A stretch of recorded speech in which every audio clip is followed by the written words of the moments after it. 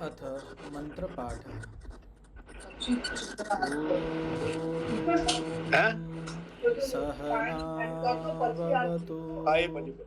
सहनौ भुनक्तु सह वीर्यं करवावहै तेजस्विनावधीतमस्तु मा विद्विषावहै। ॐ શાંતિઃ શાંતિઃ શાંતિઃ। ગઈકાલના પાઠમાંથી કોઈને કંઈ પૂછવું હોય કે પ્રશ્ન હોય તો પૂછી શકો છો।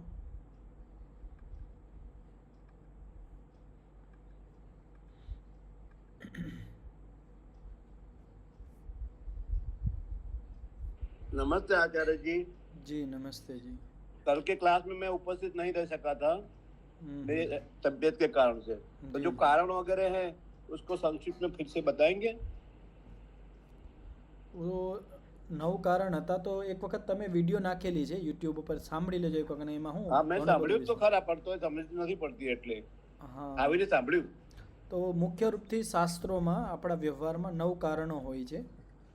जी जी, संक्षेप में। એમાંથી જે 2 કારણ છે પ્રાપ્તિ અને વિયોગ, એ યોગના 8 અંગોમાં એને ઘટાડવામાં આવે છે। प्राप्ति અને હા, પ્રાપ્તિ અને વિયોગ કારણ, પ્રાપ્તિ કારણ અને વિયોગ કારણ કેવી રીતે? એમાં યોગના 8 અંગોનું અનુષ્ઠાન કરીએ તો યોગના 8 અંગોનું અનુષ્ઠાન કરવાથી આપણા અંદર જે આપણા ચિત્તની અંદર જે અશુદ્ધિ છે, મલિનતા છે, એનાથી આપણો વિયોગ થઈ જાય છે। તો એ અશુદ્ધિથી જે આપણો વિયોગ થાય છે એમાં વિયોગનું કારણ છે અષ્ટાંગ યોગ, આપણે યોગના જે 8 અંગ છે એ। તેવી જ રીતે યોગના 8 અંગોનું અનુષ્ઠાન કરવાથી વિવેક ખ્યાતિની પ્રાપ્તિ થાય છે। તો એ પ્રાપ્તિ કારણ, વિવેક ખ્યાતિમાં પ્રાપ્તિ કારણ કોણ છે? યોગના 8 અંગ। તો 9 કારણોમાંથી મુખ્ય રૂપથી આ 2 કારણ છે જેને આપણે ધ્યાનમાં રાખવાના છે। આ 2 કારણને આપણે પકડી લઈએ તો આપણું જીવન સફળ બની જાય છે। બાકી બધા જે કારણ છે એ બધા વ્યવહારિક કારણો છે જે આપણા વ્યવહારમાં ઉપયોગમાં આવતા હોય। વિયોગ, પ્રાપ્તિ, પ્રત્યય, विकार, जी जी, 9 कारण था। स्थिति, उत्पत्ति। अब मेरे पास में है, लिखा हुआ है। जी जी जी, ये स्वामी जी की बुक है ना, उसको मैं फॉलो करता हूँ जी, सतपति जी महाराज की। जी जी जी। तो आप जो बताते हैं सब इसी में होता है और एकदम स्पष्ट होता है। जी, उत्पत्ति कारण, स्थिति कारण, अभिव्यक्ति कारण, विकार कारण, प्रत्यय कारण, प्राप्ति कारण, वियोग कारण, अन्यत्व कारण અને ધૃતિ કારણ, આ બધા કારણો છે। આ કારણોને આપણે પકડી લઈએ તો આપણે કાર્ય સુધી પહોંચી શકીએ, કાર્યને સમજી શકીએ। જી જી જી જી જી જી જી।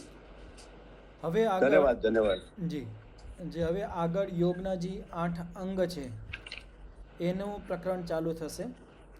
કારણ કે વિવેક ખ્યાતિમાં પ્રાપ્તિમાં યોગના 8 અંગ કારણ બને છે અને અશુદ્ધિને દૂર કરવામાં, અશુદ્ધિથી વિયોગ થવામાં પણ યોગના 8 અંગ કારણ બને છે। તો અધ્યાત્મમાં જે માણસ ચાલતા હોય, અધ્યાત્મનું જેનું જીવન હોય, એના માટે યોગના 8 અંગ સમજવા બહુ જરૂરી છે। યોગના 8 અંગ વ્યવસ્થિત રીતે સમજી લઈ અને સમજ્યા પછી એને ધીમે ધીમે કરીને આપણે જીવનમાં અપ્લાય કરીએ, જીવનમાં લઈ આવીએ, વ્યવહારમાં લઈ આવીએ તો આપણે અધ્યાત્મ માર્ગમાં સફળ બની શકીએ છીએ। તો પહેલાં જે 8 અંગ છે એના નામ છે, તો આ સૂત્રની 29મા સૂત્રની અવતરણિકા છે, તત્ર યોગાંગાની અવધાર્યન્તે। તો હવે આગળ યોગના જે અંગ છે એના નામનું વિવરણ દેવામાં આવે છે આગળના સૂત્રમાં। તો સૂત્ર છે યમ નિયમાસન પ્રાણાયામ પ્રત્યાહાર ધારણા ધ્યાન સમાધયો અષ્ટાવંગાની। તો માઇક ખોલી લેજો અને પહેલાં હું શબ્દ બોલીશ, એ શબ્દ સાંભળીને પછી તમારે બોલવાનું છે અને શુદ્ધ ઉચ્ચારણ કરવાનો પ્રયત્ન કરવાનો છે। યમ નિયમ આસન આસન આસન પ્રાણાયામ પ્રાણાયામ પ્રત્યાહાર પ્રત્યાહાર ધારણ ધારણા ધ્યાન ધ્યાન સમાધિ. સમાધિ અને સમાધિ આને સંસ્કૃતમાં બહુવચન કરીએ તો આ બધા માટે બહુવચન છે સમાધયઃ. સમાધયઃ અષ્ટૌ અષ્ટૌ અષ્ટૌ અંગાની. અંગાની તો આ આઠ અંગ યોગના છે. તો યમ, નિયમ, આસન, પ્રાણાયામ, પ્રત્યાહાર, ધારણા, ધ્યાન અને સમાધિ આ 8 અંગ છે યોગના. આનું ભાષ્ય છે યથાક્રમમ એષામ અનુષ્ઠાનમ સ્વરૂપમ ચ વક્ષ્યામ. હવે આગળના સૂત્રોમાં અહીંથી એક પ્રકરણ ચાલુ થાય છે. તો યથાક્રમમ ક્રમ અનુસાર, પહેલા યમનું પછી નિયમનું, એક એક ક્રમથી આગળ અનુષ્ઠાનમ કઈ રીતે એને પાલન કરવું, એનું સ્વરૂપ શું છે એને આગળ વર્ણન કરવામાં આવશે. તો આઠો અંગોમાં પહેલું અંગ શું છે? યમ. તો તત્ર અવતરણિકા છે. તત્ર તો પહેલું યમ માટે સૂત્ર છે અહિંસા સત્યા અસ્તેય બ્રહ્મચર્યા પરિગ્રહા યમાહ. તો આ સૂત્રનું પણ ઉચ્ચારણ કરવાનું છે. માઇક ખોલી લેજો. અહિંસા સત્ય અસ્તેય સત્ય બ્રહ્મચર્ય બ્રહ્મચર્ય અપરિગ્રહા વિગ્રહા યમાહ. તો યમ કેટલા થઈ ગયા? 5. અહિંસા, સત્ય, અસ્તેય, બ્રહ્મચર્ય અને અપરિગ્રહ. આ 5 યમ કહેવાય. તો આ પહેલો જે અંગ છે યોગનું યમ, એના 5 વિભાગ છે. તો આને આપણે વ્યાસ ભાષ્યના માધ્યમથી આને સમજીએ. તો પહેલું અહિંસા છે. વ્યાસ ભાષ્યમાં કહેવામાં આવ્યું છે તત્ર અહિંસા સર્વથા સર્વદા સર્વભૂતાનામ અનભિદ્રોહ. અહિંસા એટલે શું? તો એના માટે કહેવામાં આવે છે, નીતાબેન માઇક બંધ કરી લેજો. સર્વથા, તો પેલું છે સર્વથા. સર્વથા એટલે બધી પ્રકારથી હિંસા ન કરવી, હિંસા છોડી દેવી. તો આપણે કેટલી પ્રકારથી હિંસા કરતા હોય? ઘણા બધા પ્રકારથી આપણે હિંસા કરતા હોય. એમાં મુખ્ય રૂપથી આપણે હિંસા કરીએ છીએ શરીરથી, શારીરિક હિંસા. વાણીથી પણ હિંસા કરીએ છીએ આપણે. તો મુખ્ય રૂપથી આ 2 સાધન છે જેના માધ્યમથી આપણે હિંસા કરીએ છીએ. અને અમુક માનસિક હિંસા પણ કહેવામાં આવે છે, પણ એ બીજાને ખબર નથી પડતી, પણ વ્યવહારમાં આવે તો એ શારીરિક અને વાચનિક રૂપમાં જ આવે છે. હવે શરીરના માધ્યમથી પણ આપણે ઘણી બધી પ્રકારથી હિંસા કરતા હોઈએ છીએ. તો એના પણ ઘણા બધા પ્રકાર હોય છે. અને વાચનિક રૂપમાં વાણીના હિસાબે કોઈને આપણે અપશબ્દ કહેતા હોય, ગાળો આપતા હોય, કઠોર વાણીનો પ્રયોગ કરતા હોય, આ બધું હિંસામાં આવી જશે. તેવી જ રીતે શરીરથી આપણે કોઈને દુઃખ દેતા હોય, કોઈની હત્યા કરી દેતા હોય, કોઈનો અંગ ભંગ કરી દેતા હોય, કોઈને ઓર તરીકેથી આપણે પ્રતાડિત કરતા હોય, દંડાથી, બીજા હથિયારોના માધ્યમથી આપણે પ્રતાડિત કરતા હોય. તો હિંસાના ઘણા બધા પ્રકાર હોઈ શકે છે. આપણે સંસારમાં જોઈ શકીએ છીએ કે અત્યારે જો હિંસા થતી હોય, ઘણા બધાને મારી નાખતા હોય, તો હિંસા કરવાના જે પ્રકાર છે ઘણા બધા છે. મર્ડર કરવાના આપણે કહીએ ને કે ઘણી બધી પ્રકારથી મર્ડર કરતા હોય, અલગ અલગ પ્રકારથી મર્ડર છે. એના અલાવા તડપાવી મારવાની જે પ્રક્રિયા છે, મનુષ્યોને ઇતર બીજા પ્રાણીઓ છે એને પણ જુદા જુદા પ્રકારે તડપાવીને એને મારતા હોઈએ છીએ. તો ઘણા બધા પ્રકારની હિંસા હોય. તો અહીંયા એના હિસાબે શું શબ્દ લેવામાં આવે છે? સર્વથા, બધા જ પ્રકારની હિંસા છોડી દેવી, બધા પ્રકારનો જે દ્રોહ છે એ છોડી દેવો, એનું નામ છે અહિંસા. પછી કહેવામાં આવે છે સર્વદા. સર્વદા એટલે બધા સમયમાં. બધા સમયમાં અહિંસાનું પાલન કરવું. અમુક વાર એમ કહે ને કે સર્વદા, કે હું અઠવાડિયામાં એક જ દિવસ નોનવેજ ખાઉં છું. ઘણા બધા એવું કરતા હોય, હું અહિંસક છું, ખાલી આ વારે જ હું ખાલી માંસ ખાઉં છું, બીજા દિવસે નથી ખાતો. તો આ કાલ નિશ્ચિત કરી લીધો કે આ કાલમાં અમુક આખો દી તો વ્યવસ્થિત હોય, લેકિન હું આ સમયે હું હિંસા નહીં કરી. એમાં નક્કી કરતા હોય કે હું જ્યારે પ્રાર્થના માટે બેઠો હોય કે બીજા કંઈક મારે વ્રત હોય, કંઈક દેવીના કંઈક વ્રત રાખેલા હોય, તો આ સમયે હું કોઈને દુઃખ નહીં દઈ. તો કાલ નક્કી કરેલો છે. પણ અહીંયા શું કહેવામાં આવે છે? સર્વદા, બધા જ કાલમાં હિંસા ન કરવી, એનું નામ છે અહિંસા. ઘણા બધા એમ કે હું અહિંસક છું અને પછી અમુક સમયમાં કરતા હોય, અમુક સમયમાં ન કરતા હોય, એ અહિંસક નહીં ગણાશે. અહિંસક એ જ ગણાશે, અહિંસાનું પાલન એને જ કહેવાશે જે સર્વદા, બધા જ કાલમાં, બધા જ સમયમાં, કેવી પણ પરિસ્થિતિ ક્યાં ન હોય, બધી જ પરિસ્થિતિઓમાં જે અહિંસાનું પાલન કરતો હોય એ જ અહિંસક કહેવાય. બધી જ પરિસ્થિતિઓમાં હિંસા ન કરતો હોય. ઘણા બધા કેવી રીતનું કરતા હોય, વ્યવહારમાં, જીવનમાં બધી રીતે સરખા હોય, પણ જ્યારે અમુક જગ્યાએ વ્યવહાર બગડતો હોય ત્યાં હિંસા ઉપર ઉતરી જાય છે. ઓમ હિંસા નથી કરતા, પણ કોઈએ ક્રોધ ઉત્પન્ન કરી દીધો, અપશબ્દ કહી દીધા, ત્યારે હિંસા ઉપર ઉતરી જાય છે, હાથાપાઈ ઉપર આવી જાય છે. ઓમ નોર્મલથી બચતા હોય, કોઈને વગર કારણે હિંસા નથી કરતા, પણ થોડી ઘણી વાત આવી ગઈ ને એમાં હિંસા ઉપર ઉતરી જાય છે. તો સર્વદા, બધા જ સમયમાં, બધા જ કાળમાં, ગમે એવી પરિસ્થિતિ હોય, હિંસા ન કરવી, એનું નામ છે અહિંસા. પછી કહેવામાં આવ્યું છે સર્વભૂતાનામ, બધા જ પ્રાણીઓ પ્રતિ દ્રોહ ન કરવો, હિંસા ન કરવી, એનું નામ છે અહિંસા. ઘણા બધા કહેતા હોય અમે તો ગાયને માતા માનીએ છીએ, ગાયને અમે માતા માનીએ છીએ, પણ એને ઘરે મુરગી કપાતી હોય, બકરા કપાતા હોય, બીજા પ્રાણીઓને મારતા હોય, પણ ગાયને માતા માનતા હોય, બીજા પ્રાણીઓ પ્રતિ બહુ દયા બતાવતા હોય. ઘણા બધા આપણે ઉદાહરણ પણ જોઈ શકીએ છીએ. ઘણા બધા વિદેશોમાં આયાન મોટી મોટી વાત થતું હોય કે આ પશુઓ પ્રતિ, પ્રાણીઓ પ્રતિ દયા કરવી જોઈએ, કૂતરાઓને ન મારવા જોઈએ.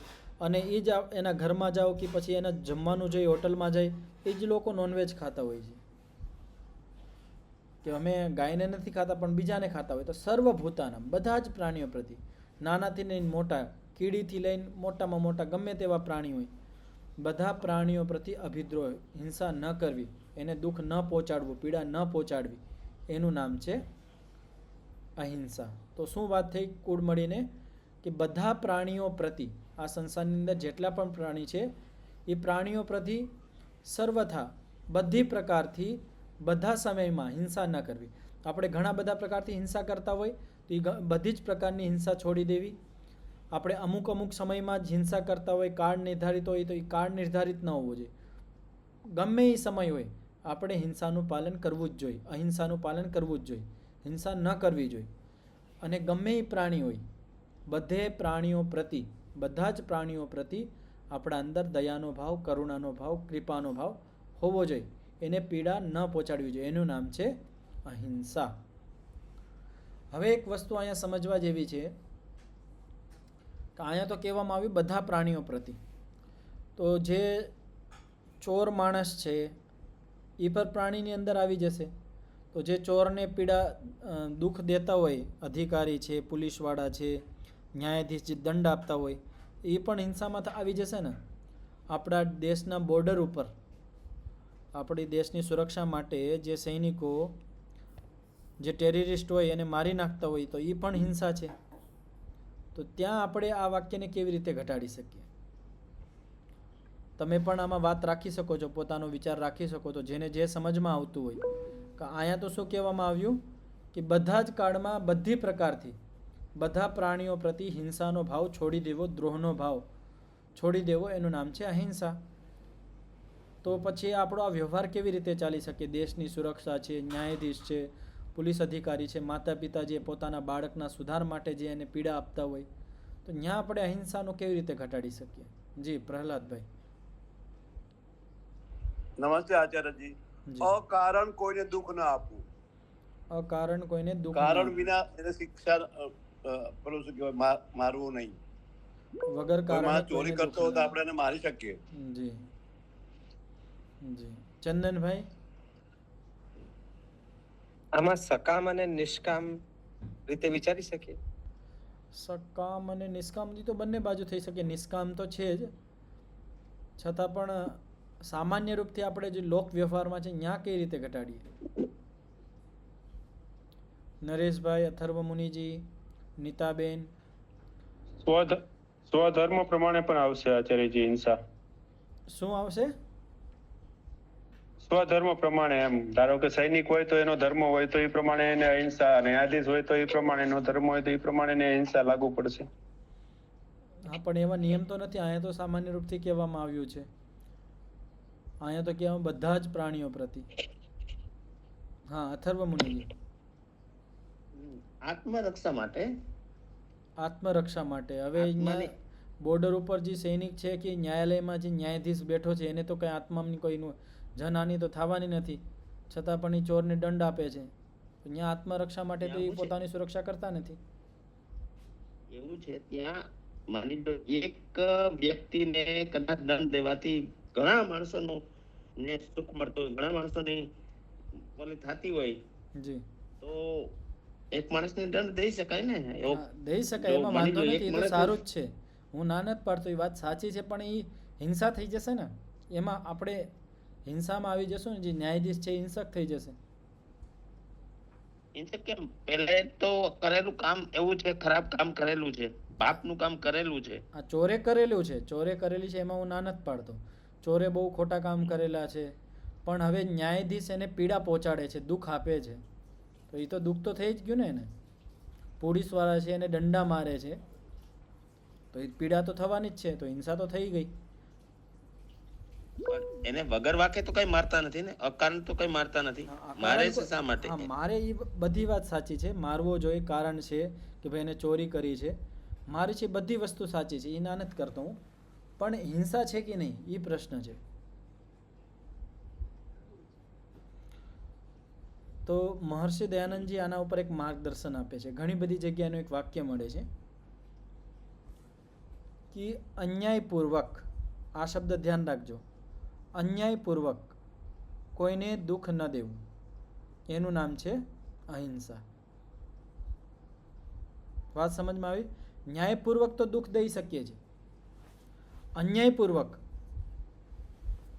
હવે જે ચોર છે એ અન્યાયપૂર્વક બીજાને દુઃખ આપે છે, તો એ તો થઈ ગયો હિંસક.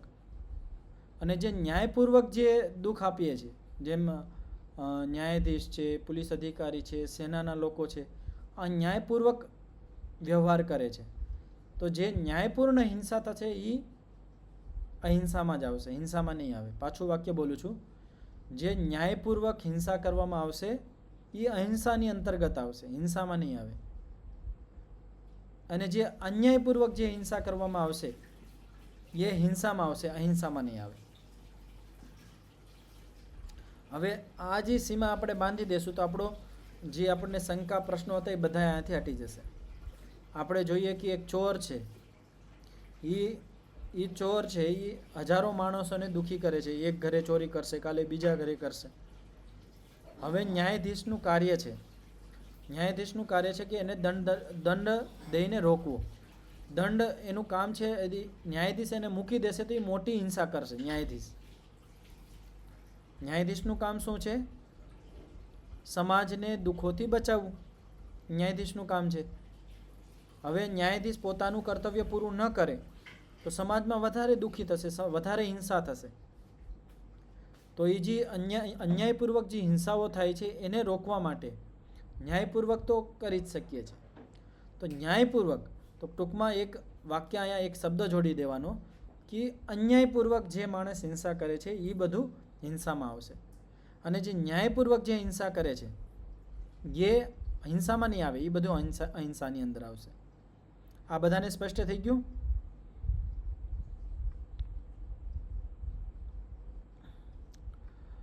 ઉત્તરે ચ યમ નિયમાસ્તન્મૂલાસ તત્સિદ્ધિ પરતયૈવ તત્પ્રતિપાદનાય પ્રતિપાદ્યન્તે. તો હવે શું કહેવામાં આવે છે કે ઉત્તરે, આ વાક્યને જોઈએ આપણે હવે. ઉત્તરે ચ યમ નિયમા, આના આગળ જે યમ નિયમ છે, કેના આગળ? અહિંસાથી આગળ. અહિંસાથી આગળ કયા યમ છે? તો અહીં સત્ય, અસ્તેય, બ્રહ્મચર્ય, અપરિગ્રહ, આ 4 યમ અને નિયમ, શૌચ, સંતોષ, તપસ, સ્વાધ્યાય અને ઈશ્વર પ્રણિધાન 5. તો આ 9 છે ને, એ 9 છે એ આના મૂળ છે. આના આશ્રય જ એ આપણે કરીએ છીએ. અને એ 9નું પાલન કરવાથી, એ 9નું સંપાદન કરવાથી અહિંસા જ સિદ્ધ થાય છે. આપણે એકને લઈને આપણે ઘટાડીએ કે આપણે સત્ય બોલતા હોય, સત્ય બોલવાથી અહિંસા જ સિદ્ધ થાય છે. આપણે ખોટું બોલશું તો બીજાને સુખ થશે કે દુઃખ? સુખ પણ થઈ શકે, દુઃખ પણ થઈ શકે. પણ અંતતોગત્વા અસત્ય બોલવાથી હાનિ જ થવાની છે, દુઃખ જ થવાનું છે, સમાજની અંદર દુઃખ જ ફેલાવાનું છે. તો અસત્ય બોલવાથી દુઃખ થાય છે અને સત્ય બોલવાથી, આપણે સત્યનું આચરણ કરતા હોય તો જેમ જેમ આપણે સત્યનું આચરણ કરીએ તેમ તેમ આપણી જે અહિંસા છે એ પરિપક્વ થતી જાય. તેવી જ રીતે અસ્તેય, ચોરીનો ત્યાગ. સ્તેય કહેવાય ચોરી. તો જે માણસ ચોરી કરે છે એ તો સાક્ષાત હિંસા કરે જ છે. અને જે માણસ, જે સાધક અસ્તેયનું પાલન કરે છે, ચોરીને છોડી દે છે, તો ચોરી છોડવાથી એનું શું સિદ્ધ થાય છે? અહિંસા જ સિદ્ધ થાય છે. તો જેટલા પણ યમ નિયમ આપણે આગળ પાલન કરીએ છીએ એનાથી ધીમે ધીમે આપણી જે અહિંસા છે એ જ પુષ્ટ થતી જાય છે, એ જ શુદ્ધ થતી જાય છે. ઉત્તરે ચ યમ નિયમાસ્તન્મૂલાસ તત્સિદ્ધિ પરતયૈવ. અહિંસાની સિદ્ધિ કરવા માટે જ, તત્પ્રતિપાદનાય, અહિંસાને સિદ્ધ કરવા માટે જ પ્રતિપાદ્યંતે યમ નિયમોનું અનુષ્ઠાન કરવામાં આવે છે. તદ અવદાત રૂપ કરણાયૈવ ઉપાદીયન્તે. તો શું કહેવામાં આવ્યું? તદ અવદાત રૂપ કરણાય, કે જે અહિંસા છે એને પરિશુદ્ધ કરવા માટે આગળના જે 4 યમ અને 5 નિયમ એનું અનુષ્ઠાન કરવામાં આવે છે. શેના માટે? અહિંસાને પરિશુદ્ધ કરવા માટે. તથા ચ ઉક્તમ. અને એક વસ્તુ પણ કહેવામાં આવે છે, એક યુક્તિ પણ મળે છે. શું છે એ? સ ખલુ અયમ બ્રાહ્મણો યથા યથા વ્રતાની બહુની સમાદિત્સતે તથા તથા પ્રમાદકૃતેભ્યો હિંસા નિદાનેભ્યો નિવર્તમાનસ તામ એવ અવદાત રૂપામ અહિંસામ કરોતિ. તો સ ખલુ અયમ બ્રાહ્મણ, કોઈ બ્રાહ્મણ છે, એ બ્રાહ્મણ યથા યથા વ્રતાની બહુની સમાદિત્સતે, જેમ જેમ ઘણા બધા પ્રકારનું વ્રતોનું ધારણ કરે છે અને એ વ્રતોને ધારણ કર્યા પછી વ્રતોનું પાલન કરે છે અને એ વ્રતોને પૂર્ણ કરે છે. તો કેવા વ્રત? કોઈ બ્રાહ્મણ છે એને વ્રત લીધું કે આજથી હું સત્ય બોલીશ, આજથી હું સત્ય બોલીશ. એમ બીજા થોડાક દિવસ પછી કીધું કે મેં આજથી અસ્તેયનું પાલન કરીશ, હું બ્રહ્મચર્યનું વ્રત ધારણ કરીશ. તો જેટલા પણ જે બ્રાહ્મણ છે, જે સાધક માણસ છે, જે અધ્યાત્મ માર્ગ પર ચાલે છે, એ જે પણ સારા વ્રતો લે છે, વ્રતાની સમાધિ સાથે જેમ જેમ એ વ્રતોનું પાલન કરે છે, તથા તથા પ્રમાદકૃતેભ્યો હિંસા નિદાનેભ્યો નિવર્તમાનસ. પ્રમાદના હિસાબે જે હિંસા થાય છે આપણાથી, આપણે હેઠે કરીને આપણે હિંસા નથી કરતા, પણ અજ્ઞાનતા વસાત પ્રમાદના હિસાબે ઘણી બધી પ્રકારની આપણે વ્યવહારની અંદર હિંસા કરતા હોય. વાણીથી આપણે ઘણા બધાને કટુ બોલી દેતા હોય, અપશબ્દો બોલી દેતા હોય, આપણા ચહેરાના હાવભાવથી આપણે બીજાને દુઃખી કરતા હોય. તો ઘણા બધા પ્રમાદ અને અજ્ઞાનતાની કારણે આપણે ઘણી બધી વ્યવહારિક હિંસા કરતા હોય છીએ. તો એના જેમ જેમ આપણે આ સત્ય, અસ્તેય, બ્રહ્મચર્ય એવા સારા વ્રતોનું જેમ જેમ આપણે પાલન કરીએ તેમ તેમ આ જે હિંસા નિદાન કહેવાય. હિંસાના જે કારણ છે એ કે નિદાન હોસ્પિટલ, નિદાન કરાવવું જોઈએ પહેલાં. નિદાન એટલે કારણને જાણવું જોઈએ. તો હિંસા નિદાન એટલે થયું હિંસાના જે કારણો છે નિવર્તમાન, હટતા જાય છે. અને કારણો હટીને શું થાય છે? તામેવ અવદાતમ રૂપામ અહિંસામ કરોતિ. એ અહિંસાને અવદાત રૂપમ, પરિશુદ્ધ કરે છે. તો જેટલા પણ આપણે જીવનમાં વ્રત ધારણ કરીએ, તો એ વ્રત આની અંદરથી જ થવાના છે કે હું સત્ય બોલીશ, ચોરી નહીં કરીશ, બ્રહ્મચર્યનું પાલન કરીશ, અપરિગ્રહી બનીશ, ખોટા જે સાધનો છે એ બધાને હું છોડી દઈશ, મારા જીવનમાં જેટલા આવશ્યક સાધનો છે, આવશ્યક વિચારો છે એને જ હું એકત્રિત કરીશ. આવા જે માણસ વ્રત કરે છે, આ વ્રતોનું પાલન કરવાથી શું થાય છે કે જે ભૂલચૂકમાં આપણાથી હિંસા થાય છે એ હિંસાના કારણો પણ આપણા જીવનથી નીકળતા જાય છે અને આપણી હિંસા દિન પ્રતિદિન શુદ્ધ પરિશુદ્ધ થતી જાય છે. તો આ અહિંસાનું સ્વરૂપ છે. આ અહિંસાનું સ્વરૂપ અહીંયા પૂર્ણ થયું. આમાં કોઈને કંઈ પ્રશ્ન હોય, કંઈ પૂછવું હોય તો પૂછી શકો છો. બધાને સ્પષ્ટ થઈ ગયું છે? નરેશભાઈ, અથર્વ મુનિજી, હા પ્રહલાદભાઈ. નમસ્તે આચાર્યજી. જી. તો મારો પ્રશ્ન થોડો અલગ છે કે યમ અને નિયમ 5 યમ છે, તો યમને યુનિવર્સલ રૂલ કહે છે બધા, તો યમનો ખરેખર અર્થ શું છે? યમનો અર્થ શું છે? યમનો અર્થ આ 4 પ્રકારના છે. એ જ યમ છે. યમુ ઉપર યમ રમે. શબ્દનો મીનિંગ શું છે? યમુ ઉપર રમે, જેનાથી યમન થાય છે, બધી ઇન્દ્રિયો અને મન નિયંત્રિત થાય છે, એમ કહી શકીએ આપણે. જી જી. સામાન્ય રીતે એવું બતાવવામાં આવે છે કે આ જે યમ છે એ તમારા પોતાના માટે છે અને દુનિયાના માટે છે, સાર્વત્રિક છે, સાર્વજનિક છે, અને નિયમ તમારા વ્યક્તિગત છે. એ તો વ્યવહારિક રૂપમાં કહી શકીએ, લેકિન યમ પોતાના માટે શા માટે કહેવામાં આવે છે કે યમથી આપણી ઇન્દ્રિયો અને મન એ નિયંત્રિત થાય છે. યમ આપણા ઇન્દ્રિયો અને મન નિયંત્રિત થઈ જાય તો આપણે યોગ માર્ગમાં સફળ બની શકીએ છીએ, હે ને? તો યમનું પાલન પોતા માટે છે અને બીજા માટે પણ છે, પણ પોતાને વધારે લાભ મળે છે, બીજાને લાભ મળે છે. બંને વસ્તુ છે. અને નિયમ છે એ પણ આપણે બંને માટે કહી શકીએ, લેકિન વધારે કરતાં આપણે માટે કરીએ છીએ કે શોચ, સંતોષ, તપસ, સ્વાધ્યાય અને અહિંસા બહાર અને પોતા બંને માટે. બંને વસ્તુ બધે માટે છે, પણ આપણે મોટા મોટા રૂપે કહી શકીએ કે અહિંસા છે એ બધા માટે છે અને નિયમ છે એ પોતા માટે છે. મોટું મોટું કહી શકીએ. જી જી. હવે અહિંસા પછી છે સત્ય. બીજા નંબરનું જે યમ છે એનું સ્વરૂપ આપણે સમજીએ. સત્યમ યથાર્થે વાંગ મનસે. સત્યમ, સત્ય એટલે શું? તો સત્ય એટલે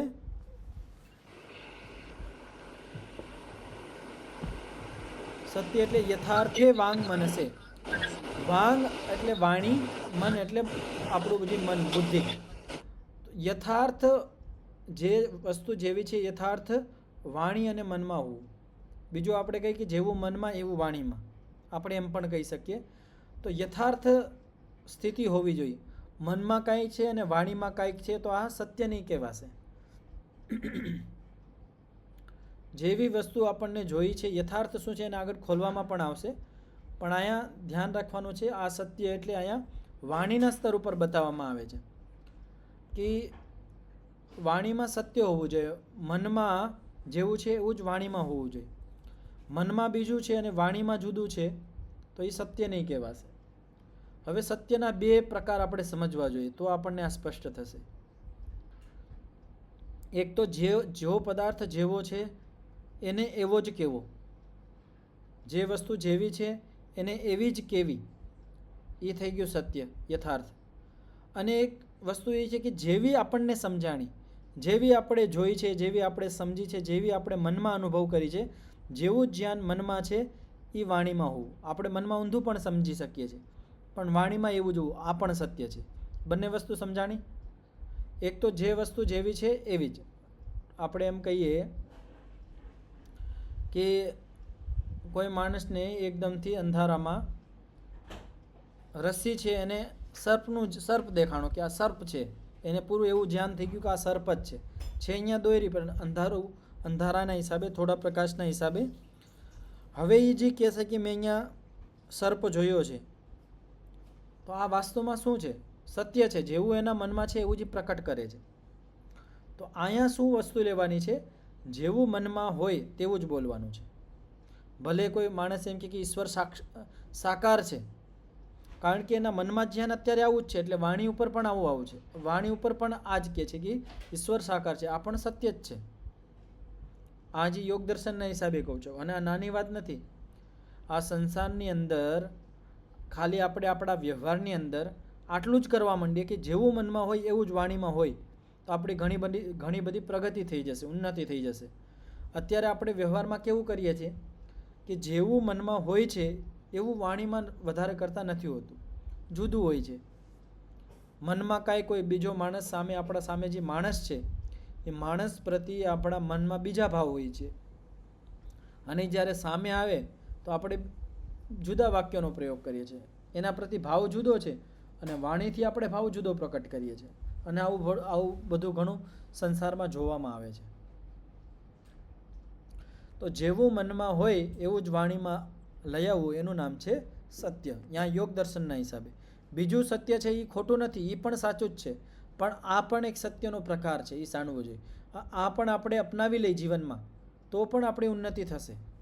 કે આપણે સાચું તો બોલીએ છીએ, સાચું બોલશું, એક આપણો સારો સંસ્કાર પડશે કે જે વસ્તુ જેવી સમજી છે મનમાં છે એવું જ આપણે બોલીએ છીએ તો એક સારો સંસ્કાર બનશે.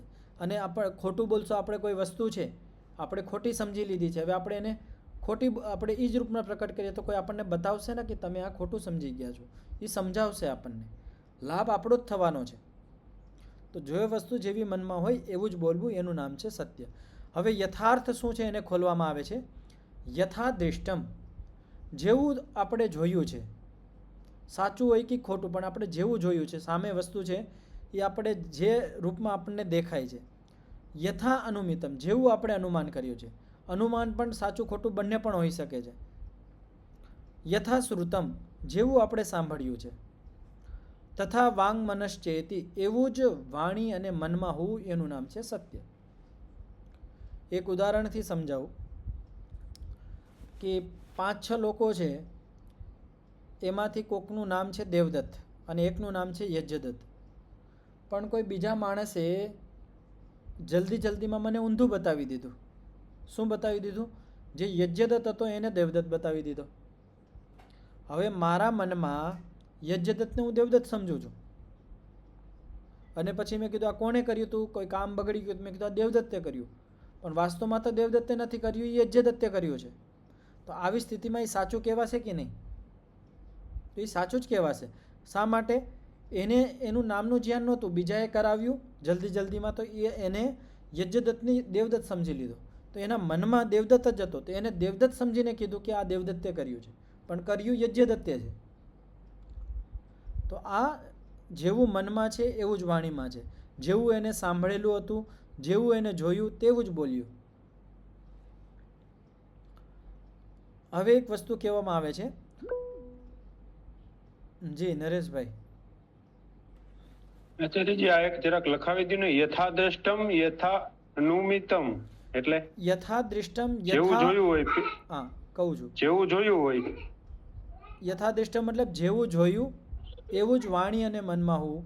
યથા અનુમિતમ, જેવું અનુમાન કરેલું હોય. આપણે અનુમાન કરીએ ને ઘણી બધી વખત, ધુમાડાને જોઈને અગ્નિનું અનુમાન કરીએ છીએ, તો આપણે ઘણા બધા અનુમાન કરતા હોય, એમાં ઘણા બધા અનુમાન આપણા સાચા પણ હોય અને ખોટા પણ હોય છે. તો યથા અનુમિતમ, જેવું આપણે અનુમાન કરેલું છે. યથા શ્રુતમ, જેવું આપણે સાંભળેલું છે. હવે માની લ્યો કે કોઈ માણસે એમ જ સાંભળેલું છે અત્યાર સુધી ઈશ્વર સાકાર છે, ઈશ્વર મૂર્તિમાં જ હોય છે, એને નિરાકારનું કંઈ સાંભળેલું જ નથી.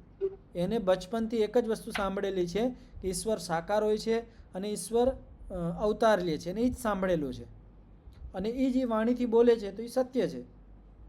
પણ એને બંને વસ્તુ સાંભળેલી હોય, અને બંને વસ્તુ સાંભળ્યા પછી એને ખબર પડી ગઈ કે વાસ્તવમાં ઈશ્વર તો નિરાકાર જ છે, અને એ છતાં પણ હવે કહે છે કે ઈશ્વર સાકાર હોય, તો આ ખોટું થઈ જશે. વાત સમજાણી? એને સાંભળેલું, પહેલાં શું સાંભળેલું નાનપણથી કે ઈશ્વર સાકાર હોય છે, એને નિરાકાર વિષયમાં કંઈ સાંભળેલું જ નહોતું. તો જેવું એનું સાંભળેલું હતું એવું જ એના મનમાં હતું ને એવું જ એના વાણીમાં હતું. હવે એને બંને વસ્તુ સાંભળી લીધી કે ઈશ્વર નિરાકાર હોય છે, અને તર્ક અને પ્રમાણ અનુસાર પણ જાણી લીધું છે. પણ એનું દુકાન છે કે એની વ્યવસાય છે, એનો સમાજ છે, તો હવે બીતો હોય કે નહીં હવે હું એમ બોલીશ તો મારા સમાજ મને કાઢી નાખશે, કે આ એમ કહેશે કે ભગવાનનું અપમાન કરે છે, એટલે બીકના હિસાબે કહેતો હોય કે ઈશ્વર સાકાર છે, તો આ અસત્ય થઈ જશે. પરત્ર સ્વબોધ સંક્રાંતયે વાગ ઉક્તા સા યદિ ન વંચિતા ભ્રાંતા વા પ્રતિપતિવંધ્યા વા ભવેત ઇતિ. તો આપણે વાણીનો પ્રયોગ શા માટે કરીએ છીએ? સ્વબોધ સંક્રાંતયે, બીજાને બોધ કરાવવા માટે. આપણા જે ભાવ છે, આપણો જે વિચાર છે, આપણી જે ઈચ્છાઓ છે, આપણે જે ઈચ્છીએ છીએ એને બીજા સુધી પહોંચાડવા માટે, બીજાને બોધ કરાવવા માટે આપણે વાણીનો પ્રયોગ કરીએ છીએ. તો પરત્ર બીજાને સ્વબોધ સંક્રાંતયે વાગ ઉક્તા, જો આપણે વાણીનો પ્રયોગ કરીએ છીએ, અગર એ વાણી ન વંચિતા, વંચિત કરેલી ન હોય તો એ સત્યમાં આવશે.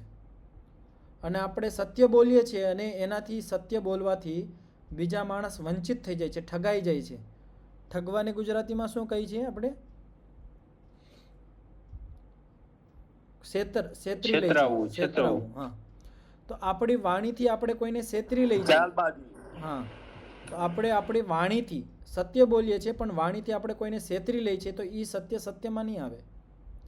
તેવી જ રીતે આપણે આપણી વાણીથી કોઈને ભ્રાંતિ ઉત્પન્ન કરીએ છીએ, છે સત્ય પણ આપણે એના ભ્રાંતિ ઉત્પન્ન કરી દઈએ છીએ, તો એ વાણી પણ સત્યમાં નહીં આવે. તેવી જ રીતે પ્રતિપતિવંધ્યા. પ્રતિપતિબંધ્યા એટલે શું? બંધ્યા એટલે કહેવાય કે જે પ્રતિપત્તિનું જે આપણે કહેવા ઈચ્છીએ છીએ એ સ્પષ્ટ ન થતું હોય, આપણું પ્રયોજન છે એ સ્પષ્ટ ન થતું હોય, આપણે જે કહેવા ઈચ્છીએ છીએ અને આપણી વાણીથી સ્પષ્ટ ન થતું હોય, તો આવું સત્ય પણ સત્યમાં નહીં આવે. આપણે થોડુંક ઉદાહરણથી આને સમજવાનો પ્રયત્ન કરીએ. વંચિતાનો અર્થ શું કર્યો આચાર્યજી? છેતરવા, છેતરપિંડી. છેતરપિંડી કહીને આપણે. છેતરપિંડી. હા, એ. છેતરપિંડી. હવે આપણે આને ઉદાહરણથી સમજીએ તો થોડુંક સ્પષ્ટ થશે. હવે માની લો ગુરુકુળની અંદર આચાર્યે, એક અધ્યાપક છે, આચાર્ય છે, એને એક વિદ્યાર્થીને કીધું કે ભાઈ આ જગ્યાએ તમે સફાઈ કરી દો. શું કીધું? આ જગ્યા ગંદી છે, આ રૂમ, આ પ્રકોષ્ઠ છે, આ મલિન છે, ગંદુ છે, આને તમે સફાઈ કરી દો. તો વિદ્યાર્થીએ કીધું જી હું કરી દઈશ. થોડીક વાર પછી ગુરુજી, આચાર્યજી પાછા આવે છે, વિદ્યાર્થીથી પૂછે છે કે વાં આવતા નથી, કે આ વિદ્યાર્થીને બોલાવે છે. શું કરે છે કે એ વિદ્યાર્થીને બોલાવે છે અને વિદ્યાર્થીથી પૂછે છે પેલો રૂમ મેં તને કીધો તો એ સાફ કરી દીધો છે? તો વિદ્યાર્થી શું વાક્ય બોલે છે? થઈ ગયો છે. શું વાક્ય બોલે છે? થઈ ગયો છે. તો હવે આ જે વાક્ય છે એ વાક્ય છેતરપિંડીવાળો હશે, વંચિત કરવાવાળો છે. વાક્ય સત્ય છે કે ભાઈ પ્રકોષ્ઠની શુદ્ધિ થઈ ગઈ છે, પણ આમાં ચાલાકી શું છે એ પકડવાની છે કે એ વિદ્યાર્થીએ પોતે નથી કર્યું, બીજા નાના વિદ્યાર્થીથી એ રૂમ સફાઈ કરાવી દીધો છે. ગુરુજીએ શું પૂછ્યું કે પેલો રૂમ સફાઈ કરી દીધો છે તો ભલે થઈ ગયો છે. એને શું કહી દીધું એમ નથી કીધું કે મેં એ રૂમ શુદ્ધ કરી દીધો છે, એવી રીતનું વાક્ય નથી બોલતો. શું વાક્ય બોલે છે? રૂમ, પ્રકોષ્ઠ શુદ્ધ થઈ ગયો છે. તો વાક્ય સત્ય પણ છે, રૂમ સાફ થઈ ગયો છે, પણ ગુરુજીનું તાત્પર્ય શું હતું? ગુરુજીની ઈચ્છા શું હતી કે આ જે વિદ્યાર્થીને મેં કીધું હતું એને જ સફાઈ કરવી જોઈએ, પણ એને ચાલાકી કરી છે, એને બીજા નાના વિદ્યાર્થીથી સફાઈ કરાવી દીધી છે. તો આવી રીતની જે આપણે આ છેતરપિંડી કરીએ છીએ, ઘણા બધા વાક્ય આપણે આવો પ્રયોગ કરતા હોઈએ છીએ, એનું નામ છે વંચિતા વાણી. છેતરપિંડીવાળું જે વાણી છે સત્ય, પણ આ સત્યની અંદર નહીં આવે. હજી એક ઉદાહરણથી આને આપણે સમજીએ. આમાં વંચિતા અને ભ્રાંતિ બંને વસ્તુ આવી જશે. રેલવે સ્ટેશન ઉપર જ્યારે ચોરી કરતા હોય, ચોરી તો 2, 3, 4 માણસો મળીને ચોરી કરતા હોય. કેવી રીતે ચોરી કરે? એક માણસ પાછળ થાય, પાછળથી એના ખિસ્સામાંથી પોકેટ મારી લે છે, પોકેટ કાઢી લે છે અને જેમ કાઢ્યા ભેગું બીજાના હાથમાં દઈ દે છે. જો બીજા એનો દોસ્તાર છે, જોડે છે ચોરી કરવામાં, એને આપી દે છે, બીજો ત્રીજાને આપી દે છે. એવી રીતે આપણે વિડીયો પણ જોતા હોય, એવું થાય પણ છે. તો હવે જ્યારે બોલો જેની ચોરી થઈ પાછળ જોવે છે અને એનાથી પૂછે છે કે મારું વોલેટ, મારું પોકેટ ક્યાં છે? મારું પોકેટ તમે લીધું છે? શું કીધું? ઓલા જેની ચોરી થઈ ગઈ છે જે માણસની, એ પાછળ જે ચોર ઊભો છે એનાથી શું વાક્ય પૂછે છે? મારું વોલેટ તમે લીધું છે?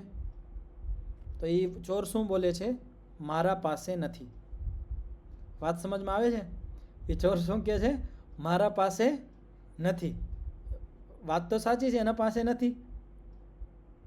હવે એ બીજાને પૂછે છે, ઓલો જેની ચોરી થઈ ગઈ હતી બાજુમાં ઊભેલાને શું પૂછે છે કે મારું વોલેટ તમારા પાસે છે? તો ઓલે મેં નથી લીધું, મેં નથી લીધું. એ વોલેટ એનાથી એને નથી લીધું, બીજાથી લીધું છે એને. તો ઓલા જ્યારે પૂછ્યું મારું વોલેટ તમે લીધું છે, એને શું કીધું? મેં નથી લીધું. તો એ પણ સાચું વાક્ય છે. શા માટે? એનાથી તો વોલેટ નથી લીધું, ચોરી તો બીજાએ કરી છે. તો બંને વાક્ય સાચા છે ને એની જગ્યાએ. વાત સમજાણી?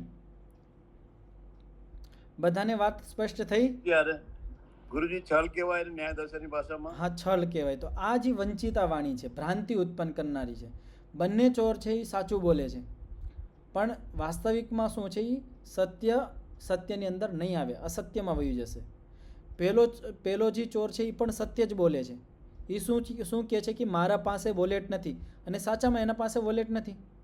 વાક્ય પણ સાચું છે અને જેવું એના પાસે નથી કે પણ છે. અને બીજો ચોર જે બાજુમાં ઊભો હતો એને શું કીધું કે મેં નથી લીધું એ વોલેટ, મેં નથી લીધું. એ વોલેટ તો બીજાએ લીધું હતું, મેં તો એનાથી લીધું છે, તમારાથી મેં વોલેટ નથી લીધું. તો એની વાત પણ સાચી છે. એને શું કીધું? મારું વોલેટ તમે લીધું છે? તો ઓલો માણસ કહે કે નહીં, મેં તમારું પાકીટ મેં નથી લીધું. એનું વાક્ય પણ એની જગ્યાએ સાચું છે, પણ આ વંચિતા વાણી કહેવાય, છેતરપિંડીવાળી ભાષા કહેવાય. અને આ જે સત્ય છે આ અસત્યની અંદર આવે છે, સત્યની અંદર નથી આવતી, ભ્રાંતિ ઉત્પન્ન કરનારી છે.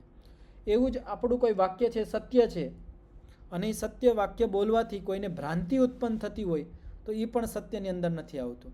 ઘણા બધા આપણે એવા વાક્યોનો પ્રયોગ કરતા હોય, બીજાને ભ્રાંતિ ઉત્પન્ન થઈ જાય છે.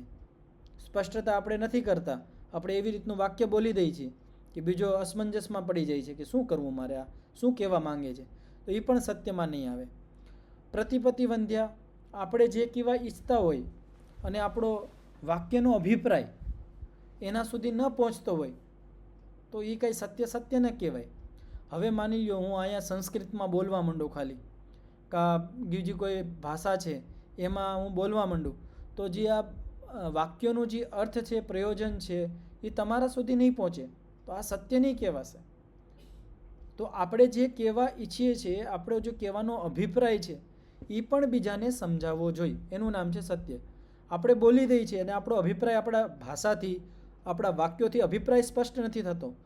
આપણી પ્રતિપત્તિ, આપણે જે કહેવા માંગીએ છીએ જે જ્ઞાનને, એ સ્પષ્ટ નથી થતું, તો એ વાણી પણ સત્યની અંદર નહીં આવે. એસા સર્વભૂતોપકારાર્થમ પ્રવૃત્તા ન ભૂતોપઘાતાય. એશા વાણી, આપણી જે વાણી છે એ બધા પ્રાણીઓને ઉપકાર માટે પ્રવૃત્ત હોવી જોઈએ. ન ભૂતોપઘાતાય, બીજા પ્રાણીઓનો ઉપઘાત, પીડા દેવા માટે, દુઃખ દેવા માટે આપણી વાણીનો પ્રયોગ ન થવો જોઈએ. આપણી વાણીથી કોઈને દુઃખ પહોંચતું હોય, આપણી વાણીથી કોઈને દુઃખ પહોંચતું હોય તો એ વાણી સત્યમાં નહીં આવે, અસત્યની અંદર આવી જશે. અહીંયા પણ એક વસ્તુનું ધ્યાન રાખવાનું, અન્યાયપૂર્વક. ન્યાયપૂર્વક આપણે વાણીનો પ્રયોગ કરીએ છીએ અને બીજાને દુઃખ પહોંચે છે તો એ તો સત્યની અંદર જ આવશે. આપણે અન્યાયપૂર્વક કોઈને વાણીથી દુઃખ પહોંચાડતા હોય પ્રાણીને તો એ અસત્યની અંદર આવશે. યદિ ચ એવમ અપि અવિધીયમાના ભૂતોપઘાત પરૈવ સ્યાન ન સત્યમ ભવેત પાપમેવ ભવેત. આ વાક્ય સમજવા જેવું છે. શું કહેવામાં આવે છે અહીંયા? યદિ ચ એવમ અપि અવિધીયમાના ભૂતોપઘાત પરૈવ. હવે આપણે કઈ વાત સાચી તો બોલીએ છીએ, સત્ય વાત બોલીએ છીએ, પણ એનાથી કોઈ પ્રાણીની હિંસા થાય છે, કોઈ પ્રાણીને દુઃખ થાય છે. ન સત્યમ, એ સત્ય નથી. શું કહેવામાં આવે? ન તત્ સત્યમ, એ સત્ય નથી. તત્ પાપમ એ વહી પાપ જ છે.